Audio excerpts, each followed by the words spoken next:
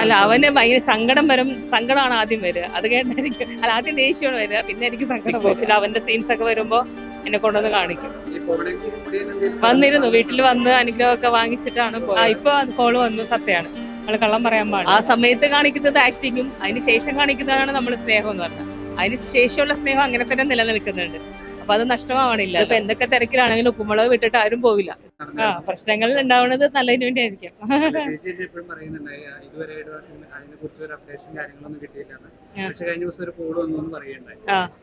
ഇപ്പൊ കോള് വന്നു. സത്യമാണ്, നമ്മള് കള്ളം പറയാൻ പാടില്ലല്ലോ. അപ്പൊ കോള് വന്നു.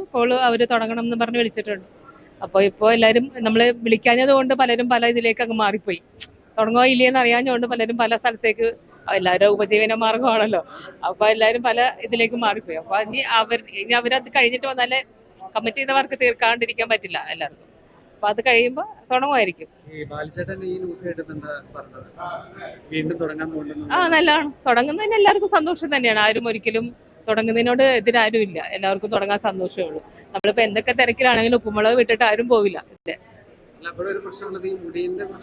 അതെനിക്കറിയില്ല. അത് അവനിപ്പോ അവിടെ ആയിരുന്നോണ്ട് ഇനിയിപ്പോ അത് അവര് എങ്ങനെയാണെന്ന് എനിക്കറിയില്ല. ആ പ്രശ്നങ്ങൾ അങ്ങനെ തന്നെ നിൽക്കുമ്പോഴാണല്ലോ നമ്മൾ നിർത്തിയത്. അപ്പൊ അതുകൊണ്ട് ഇനി തുടങ്ങിയാലും ആ പ്രശ്നങ്ങൾ അങ്ങനെ തന്നെ നിൽക്കുകയാണല്ലോ. അപ്പൊ അതെന്താവുക എന്നുള്ളത് അറിയില്ല. എനിക്കങ്ങനെ എപ്പോഴും അറിയാലോ, എപ്പോഴും നമുക്ക് ടിവിയുടെ മുമ്പിൽ ഇരിക്കലോ ഒരു പരിപാടിയും കാണാൻ സമയം കിട്ടാറില്ല. വല്ലപ്പോഴും ഇങ്ങനെ നമ്മളെ പാസ് ചെയ്യുമ്പോഴായിരിക്കും കാണുന്നത്. അപ്പോഴൊക്കെ കണ്ടിട്ടുണ്ട്. അപ്പൊ പിന്നെ കുട്ടികൾ കൊണ്ടുവന്ന് എന്നെ കാണിക്കും. ബിഗ് ബോസിൽ അവന്റെ സീൻസ് ഒക്കെ വരുമ്പോ എന്നെ കൊണ്ടുവന്ന് കാണിക്കും. വന്നിരുന്നു, വീട്ടിൽ വന്ന് അനുഗ്രഹമൊക്കെ വാങ്ങിച്ചിട്ടാണ് പോയത്.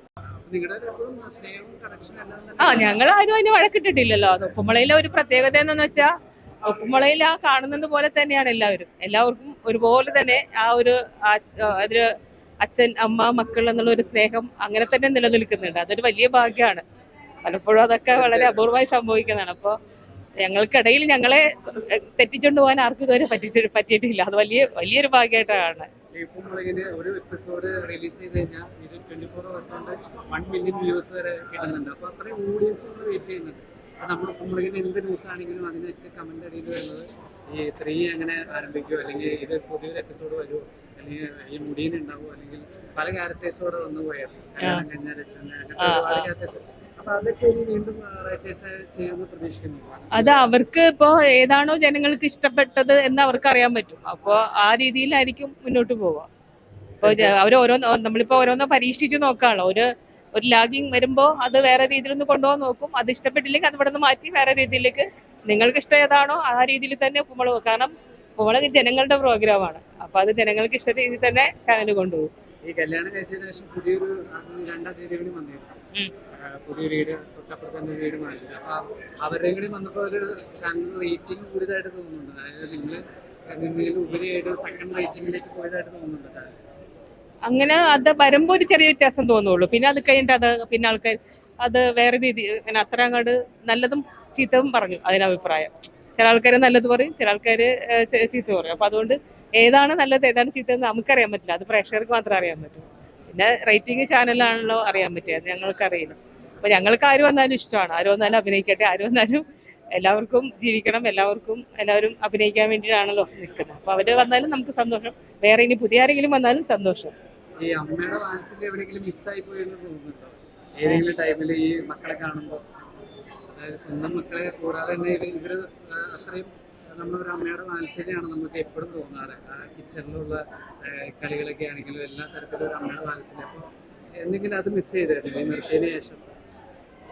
അതിപ്പോ നമ്മളിപ്പോ അഭിനയമല്ലേ.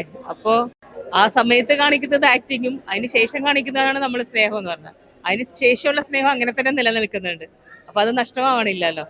അവരോട് എനിക്കിപ്പോഴും അതുപോലെ തന്നെയാണ്. അത് അവർക്കും അറിയാം. അവർക്ക് എന്നോടും അതുപോലെ തന്നെയാണ്. അതെനിക്കും അറിയാം. അപ്പൊ അതുകൊണ്ട് അത് നഷ്ടപ്പെട്ടിട്ടില്ല.